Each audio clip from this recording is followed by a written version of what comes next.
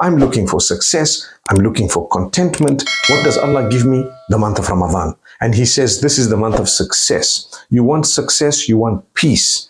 Salamun, like Allah says in Surah Al-Qadr, when He speaks about the night of decree towards the end of Ramadan, and He speaks about the peace that is within that night, the tranquility. And if you are to adopt the changes that you are supposed to have made, that peace will continue even outside the month of Ramadan. So welcome to this beautiful month of peace, the month of goodness and tranquility.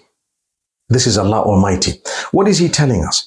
He is telling us, here is a gift, the best of the months, the month in which I've revealed the Quran. Listen to the verse. شهر رمضان الذي أنزل فيه القرآن هدى للناس وبينات من الهدى والفرقان. He tells us the month of Ramadan in which the Quran was revealed. The month of Ramadan in which the Quran was revealed as a guidance for people. Hudan linnas. And the signs